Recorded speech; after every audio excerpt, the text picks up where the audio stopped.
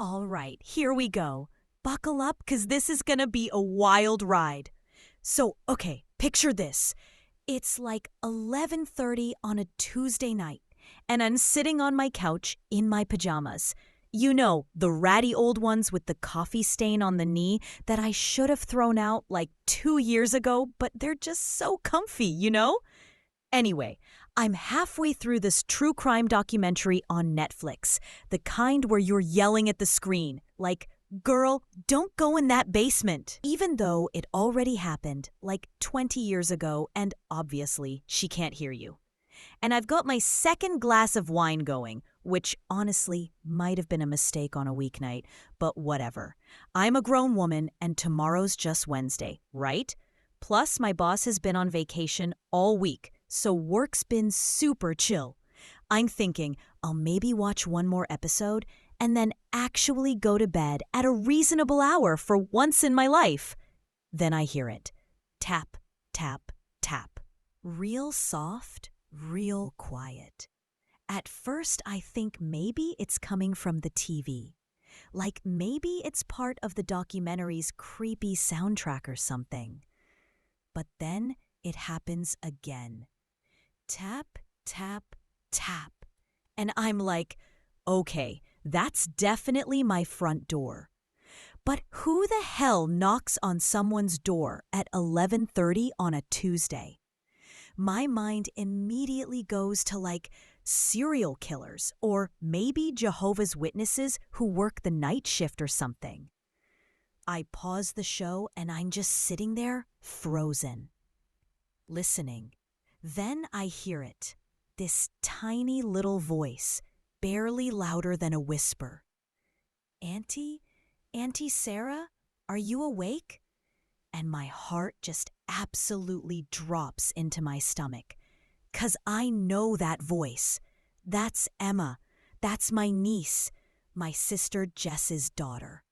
I practically trip over my coffee table scrambling to get to the door, and when I yank it open, there she is. Emma's standing there in the hallway of my apartment building, and guys, she looks rough. Her hair's all messy, pulled back in this lopsided ponytail, and she's wearing these old gray sweatpants and an oversized hoodie that I'm pretty sure used to be her dad's. Her eyes are all red and puffy like she's been crying, and she's got her arms wrapped around herself like she's trying to hold herself together. "Em, baby, what are you doing here? It's almost midnight. Does your mom know you're—" "No," she cuts me off, and her voice cracks a little. "No, please, Auntie, please don't tell Mom what I'm about to show you. Please, I'm begging you." And right there, right in that moment, about 1,000 terrible scenarios start running through my head like some awful highlight reel. Is she pregnant? Did something happen with a boy? Is she on drugs? Did she hurt someone? Did someone hurt her? My brain's just going absolutely crazy, spiraling through every worst-case scenario a person can think of. Okay, come inside, I say, pulling her into my apartment and closing the door behind her. "You're scaring me, Em. What's going on? Are you hurt? Are you in trouble?" She shakes her head, but she won't look at me. She's just staring at the floor, and I can see her hands are shaking. Now let me give you some context here, because this whole thing hit me extra hard. Emma's 16, just turned 16 like 3 months ago actually. I went to her birthday party and everything. She's always been this super bright, happy kid, you know? Like the kind of teenager who still genuinely enjoys hanging out with her family, which is pretty rare these days. She's into art and photography, gets good grades, has a solid group of friends. My sister Jess, Emma's mom, she's done such a good job raising her, especially considering she's been doing it mostly on her own since Emma's dad, Marcus, bailed when Em was like 12. That was rough, man. Really rough. Marcus just up and decided one day that he wasn't cut out for the whole family thing. packed his bags and moved across the country to Colorado or somewhere. He sends child support checks and calls on birthdays and Christmas. But that's about it. Emma took it hard. Who wouldn't, right? Your dad just piecing out like that? But she seemed to bounce back pretty well. Or at least, that's what we all thought. Jess works her butt off as a nurse at the hospital, doing these crazy 12-hour shifts, sometimes nights, sometimes days, whatever they need. It's not easy. And me, I'm her younger sister by like 4 years, and I live maybe 20 minutes away from them. I don't have kids of my own. Honestly, never really wanted them, which my family gives me crap about constantly. But I'm super close with Emma. I'm like the cool aunt, you know? The one she can talk to about stuff she maybe can't talk to her mom about. Boys, friend drama, whatever. Or at least I thought I was that person. Standing there, looking at her that night, seeing how scared and upset she was, I started wondering if maybe I'd missed something. If maybe there'd been signs that something was wrong and I just didn't see them. Em, you gotta talk to me, I say, trying to keep my voice calm, even though inside I'm freaking the hell out. Whatever it is, we can figure it out, okay? But I need you to tell me what's going on. She finally looks up at me, and her eyes are just swimming with tears. You promise you won't tell Mom? Like, you really promise? And this is where it gets tricky, right? 'Cause, like, on one hand, I want to be there for my niece. I want to be someone she can trust and confide in. But on the other hand, I'm thinking about my sister, who's working herself to death trying to provide for this kid and keep her safe. If something serious is happening, Jess needs to know. She's Emma's mom. She has a right to know. But looking at Emma's face, seeing how desperate she is, how scared, I make a split-second decision. Okay, I say, even though I'm not 100% sure I can keep that promise. I won't tell your mom. But Em, if you're in danger or if someone hurt you, then we gotta... Nobody hurt me, she says quickly. It's nothing like that. It's just... She trails off and reaches into the front pocket of her hoodie. My heart's pounding so hard, I can literally hear it in my ears. What's she gonna pull out? Pills? A pregnancy test? A weapon? I'm bracing myself for literally anything. What she pulls out is her phone. Just her phone. This beat-up iPhone with a cracked screen and a case covered in stickers. Bands I've never heard of, little cartoon characters, a rainbow flag, stuff like that.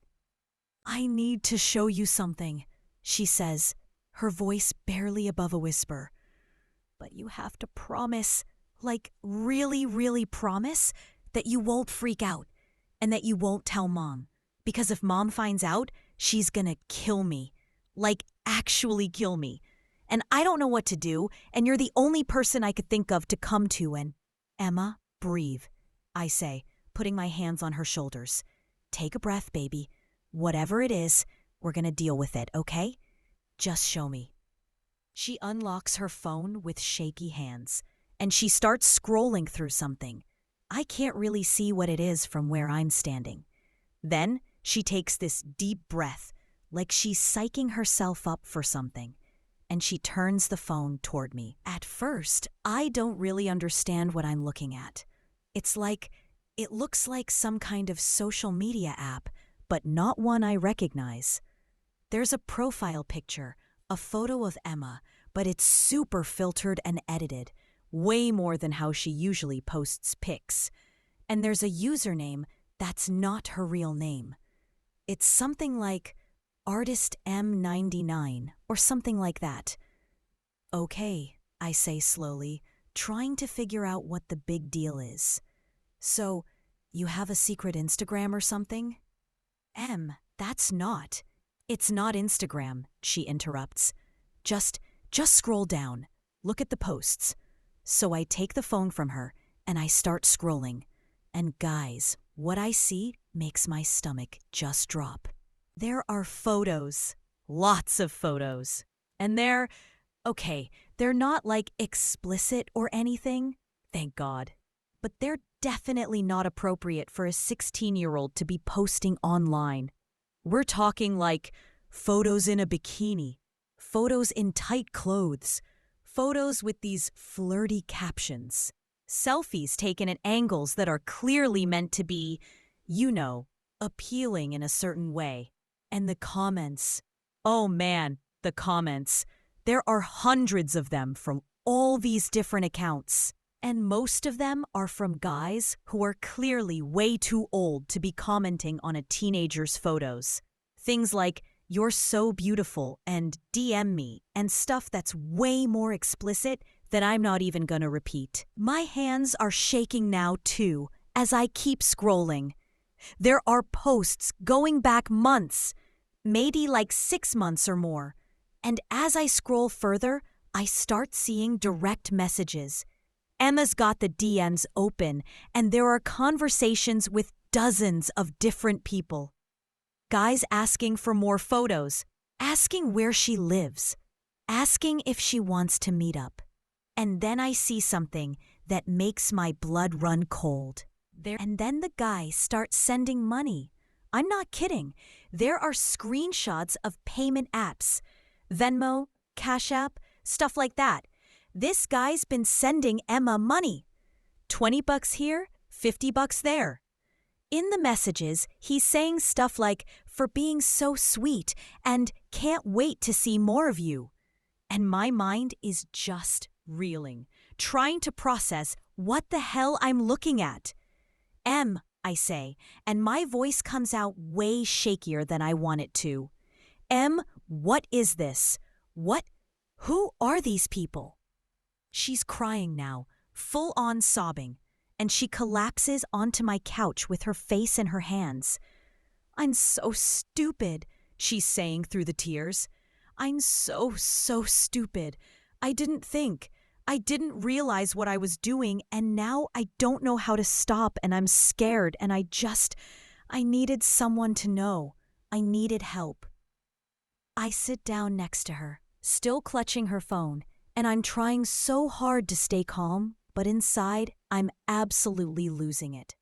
My niece, my baby niece, who I used to babysit, who I taught to ride a bike, who still calls me to tell me about her day sometimes, has somehow gotten herself involved in something that looks a whole lot like the beginning of some kind of exploitation situation. "Okay," I say, forcing my voice to stay steady.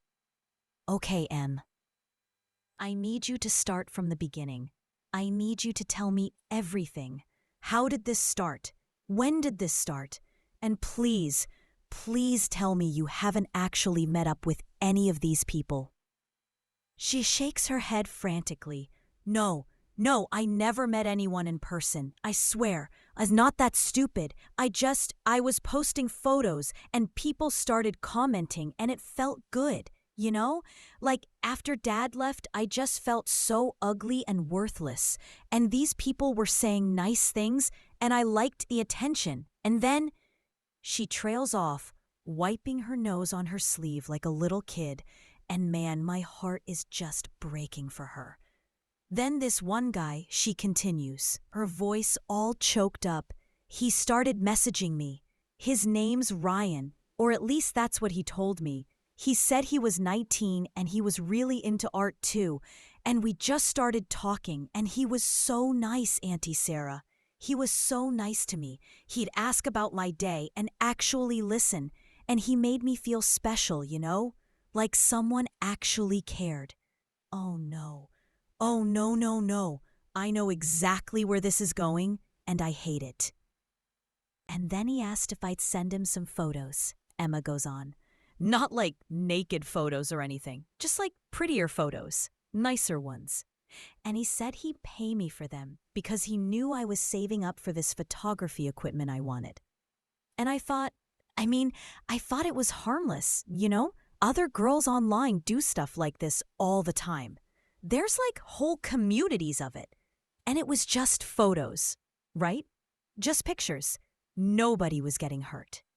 I'm gripping her phone so tight my knuckles are turning white. Emma, honey, how much money has this guy sent you? She won't look at me. Maybe like $500 or $600? Over the past few months? Jesus Christ, I mutter, running my hand through my hair. Okay. And have any of these other guys sent you money too? She nods miserably. A few of them. Not as much as Ryan, but yeah, some of them. And the thing is, Auntie Sarah, I know it's wrong now. I know I shouldn't have done it. But I kept telling myself it was fine because I wasn't actually doing anything that bad, you know? Like I wasn't sending nude photos or anything. I was just being pretty on the internet and getting paid for it. But then she stops and a fresh wave of tears starts pouring down her face. But then what, Em?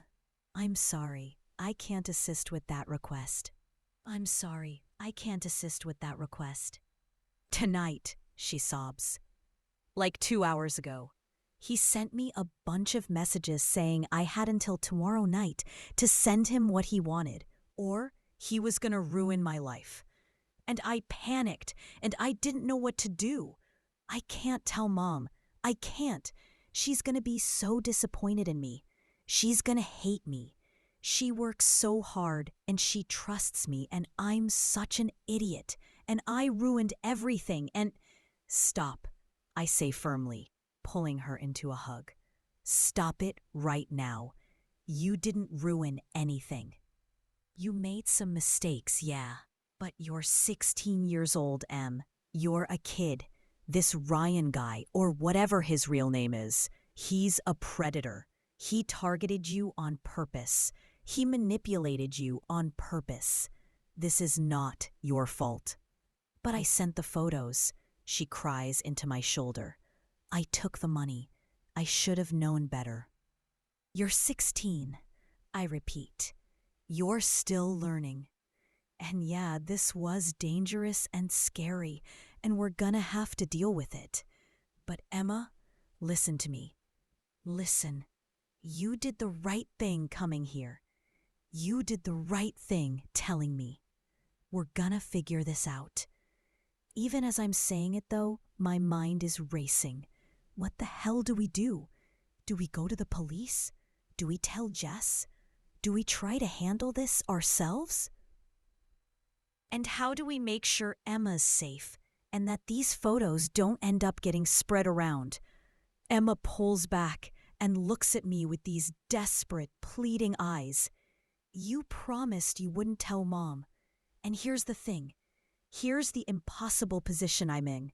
Because yeah, I did promise. But also, this is serious. This is potentially dangerous. Emma could be in real trouble here. Some creep on the internet knows where she lives, knows where she goes to school, and is threatening her. But I also know my sister. Jess is a good mom, don't get me wrong, but she can be intense. She's got a temper, especially when it comes to Emma's safety. If I tell her about this right now, she's gonna freak out. She might make Emma feel even worse. And Emma came to me because she trusted me. If I break that trust immediately, she might never come to me again when she needs help. So I make another split-second decision. Okay, I say. I'm not gonna tell your mom. Not yet. But Em, All right, I say, standing up and starting to pace. My wine is sitting on the coffee table, long forgotten, and my true crime show is still paused on the TV, frozen on some detective's face. First things first, we need to document everything. Do you have screenshots of all these conversations, especially the ones with this Ryan guy? I think so. Most of them, yeah. Good. We're gonna need those. And we need to figure out if this guy actually knows your real address or if he's just bluffing. Do you ever tell him your exact address? Your school's actual name? She thinks for a second. I told him the area of town we live in, and I might have mentioned my school's name once, but I don't think I ever gave him our exact address. Okay, that's something. He might be bluffing. Guys like this, they count on you being scared. They count on you giving in because you're afraid. But here's what we're gonna do. We're gonna call his bluff. Emma looks terrified. What do you mean? I mean, we're not gonna give him what he wants.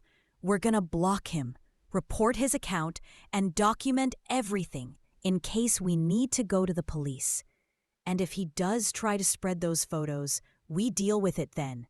But Em, I need you to understand something. Even if those photos do get out, and I really don't think they will, I think this guy's just trying to scare you. But even if they do, it's not the end of the world. It's embarrassing and awful, and I'm so sorry you're dealing with this. But it's not the end of the world. You'll get through it. But everyone will see them, she whispers. Everyone at school, all my friends. They'll think I'm such a slut. Don't use that word, I say sharply. Don't ever use that word about yourself. You're not a slut. You're a teenager who made some choices that weren't great, and you got taken advantage of by someone who knew exactly what he was doing. There's a big difference. She nods, but I can tell she doesn't quite believe me. We spend the next hour going through her phone together. We screenshot every conversation with Ryan and every other guy who sent her money or made her uncomfortable. We document the threats, the requests for photos, all of it. Then we block every single one of these accounts and report them to the platform. The whole time, I'm getting angrier and angrier. Not at Emma. Well, okay, maybe a tiny bit at Emma for being so naive. But mostly I'm furious at these predators who spend their time online looking for vulnerable kids to exploit. I'm mad at this Ryan, who specifically targeted my niece, who sensed her vulnerability after her dad left and used it against her. By the time we're done, it's almost 2 a.m. Emma's exhausted. Her eyes are all swollen from crying. And honestly, I'm pretty wiped out too. The adrenaline's starting to wear off, and I'm just feeling this heavy weight of responsibility settling on my shoulders. You're staying here tonight, I tell her. I'll text your mom and tell her you came over because you were feeling anxious and needed to talk, and you fell asleep on the couch.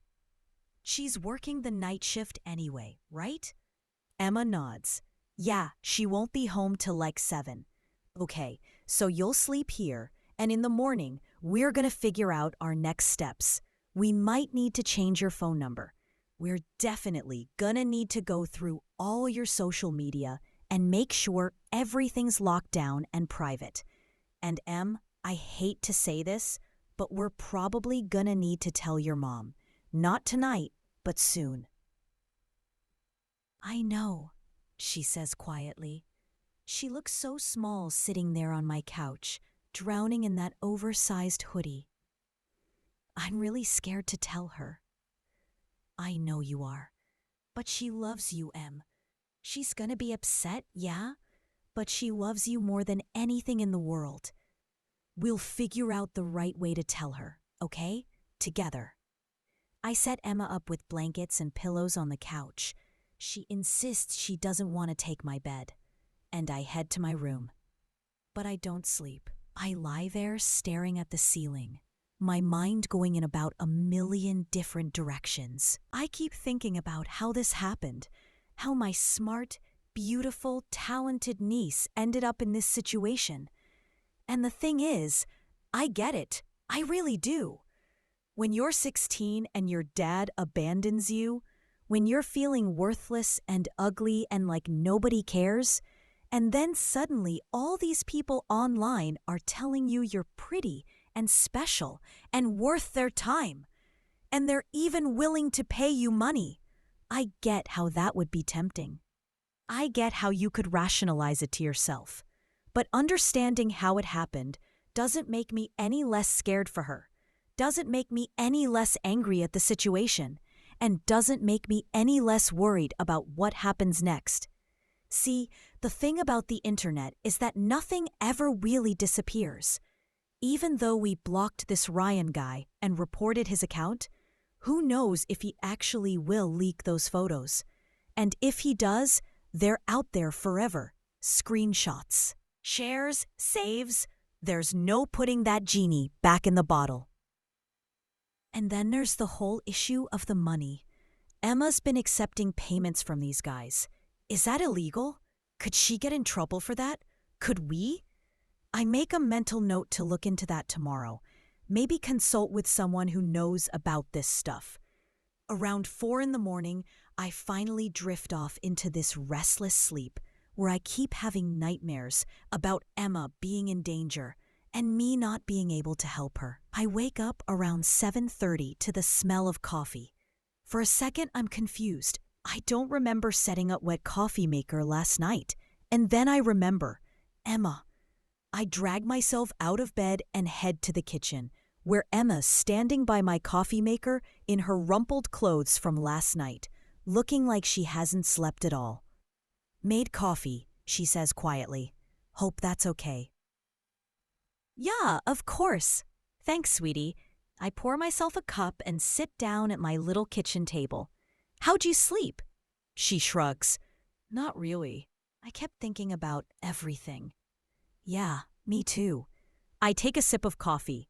It's way too strong, but I don't mention it. "Your mom's probably home by now, right?" "Yeah, she texted me like 20 minutes ago asking where I was. I told her I was here." "What'd she say?" "Just asked if everything was okay." I said, "Yeah." We sit there in silence for a minute, both of us nursing our coffee. Outside my apartment window, I can hear the city waking up. Cars driving by, someone's alarm going off, a dog barking somewhere. "I've been thinking," Emma says finally, "about the money." "What about it?" "I should give it back, right? Or like donate it or something?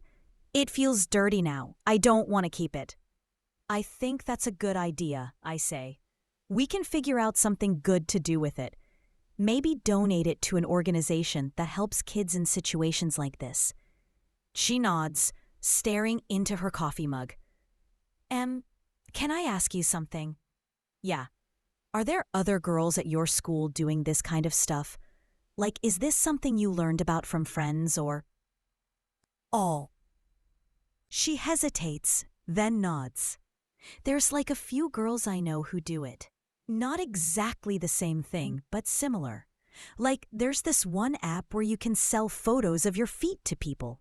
And some girls do that. Or there's sites where you can get paid to talk to lonely guys online. It doesn't seem like a big deal when everyone's doing it, you know? It just looks like a way to make money. And man, that just makes me feel so old and out of touch. When I was 16, the most scandalous thing we could do online was lie about our age on MySpace. But these kids today, they're growing up in this whole different world where everything's monetized and sexualized, and there are predators lurking around every digital corner. "We gotta talk to the school," I say, thinking out loud. "They should know this is happening. Maybe they can do some kind of assembly or education thing about online safety." "Please don't," Emma begs. "That'll make it so obvious that someone got in trouble for it. Everyone will know it's me." Okay. Let me think about how to approach that." My phone buzzes on the table. It's a text from Jess. "Hey, is Em still there? Want me to swing by and pick her up on my way home?" I look at Emma. "Your mom wants to know if she should come get you." Emma's face goes pale. "Is she mad?" "She doesn't sound mad. She just wants to pick you up." "Okay," Emma says. But she looks terrified. I text Jess back. "Yeah, she's here. Come on by." 20 minutes later, there's a knock on my door. I open it to find my sister standing there in her scrubs, looking exhausted from her night shift. Jess is 3 years older than me. She'll be 36 next month. And she's got this no-nonsense vibe about her that comes from years of being a nurse and dealing with people's crap all day. But she's also got a soft side, especially when it comes to Emma. "Hey," she says, giving me a tired smile. "Thanks for letting Em crash here. Everything okay?" I glance back at Emma, who's sitting on my couch, looking like she wants to disappear into the cushions. "Yeah," I lie. "Everything's fine. She just needed some aunt time. You know how it is." Jess narrows her eyes at me. She knows me too well. "Sarah, what's going on? Is Emma okay?" "I'm fine, Mom," Emma calls out from the couch, but her voice is shaky. Jess walks past me into the apartment, and she goes straight to Emma. She sits down next to her and puts a hand on her forehead like she's checking for a fever, which is such a mom move. "You don't look fine," Jess says. "Your eyes are all puffy. Have you been crying? What happened?" Emma looks at me, panicked, and I'm standing there in my doorway, trying to figure out what the hell to do. Do I let Emma tell her? Do I tell her myself? Do we keep lying? But then I think about what could have happened if Emma hadn't come to me last night. What if she tried to handle this alone? What if she'd given in to this Ryan creep's demands? What if something worse had happened? Emma needs her mom. She needs both of us. And Jess deserves to know what's going on with her daughter. I close the door and walk over to the couch. "Jess, sit down. We need to talk to you about something." The look on my sister's face goes from concerned to absolutely terrified in about half a second. "Oh my God, what isn't? Emma, are you pregnant? Are you sick? Did something happen?" "I'm not pregnant," Emma says quickly, "and I'm not sick. It's just, Mom, please don't freak out." "Well, now I'm definitely gonna freak out," Jess says, looking between the two of us. "What the hell is going on?" So Emma tells her. With me sitting there for moral support, Emma explains the whole thing. The social media account, the photos, the guys in the comments, this Ryan person, the money, the threats, all of it. And I watch my sister's face go through about 100 different emotions. Shock, disbelief, anger, fear, hurt, disappointment. And finally, underneath all of that, I see love. Because at the end of the day, that's what matters most. When Emma finishes talking, there's this heavy silence in my apartment. Jess is just sitting there, staring at her hands, and I can literally see her trying to process everything. "Say something, Mom," Emma whispers. "Please." Jess takes a deep breath, and when she looks up at Emma, her eyes are full of tears. "Baby," she says, her voice cracking. "Baby, why didn't you come to me? Why didn't you tell me you were feeling this way?" And that's when Emma completely breaks down. She throws herself into her mom's arms, sobbing, and she's saying, "I'm sorry," over and over again. Jess holds her tight, rocking her back and forth, like she used to when Emma was little and had a nightmare. "Shh, it's okay. It's okay, baby. We're gonna fix this. We're gonna figure it out." I feel like I'm intruding on this moment, so I get up and go to the kitchen to give them some privacy. I can hear them talking in low voices. Emma's still crying, just trying to stay calm, even though I know she's probably freaking out inside. After a few minutes, Jess calls out to me. "Sarah, can you come back here?" I walk back to the living room. Both of them have red, puffy eyes now. "Thank you," Jess says to me. "Thank you for being there for her, for letting her come to you." "Of course," I say. "She's my niece. I love her." "I know we need to figure out what to do about this whole situation," Jess continues. "But right now, I think we all need to just take a breath. Emma, you're coming home with me. We're both going to sleep for a few hours because we're all exhausted. And then, this afternoon, we're going to sit down together, all three of us, and make a plan, okay?" Emma nods. "And Emma?" Jess' voice gets firmer. We're gonna have to talk about consequences. What you did was dangerous and really, really poor judgment. I know you know that now, but there have to be consequences. We'll figure out what those are later, but I want you to understand that this is serious. I know, Mom, Emma says quietly. I'm really sorry. I know you are, baby. They leave a little while later, Emma looking exhausted and Jess looking shell-shocked. After they're gone, I just stand in my apartment feeling completely drained. I call in sick to work. There's no way I'm going to be able to function today.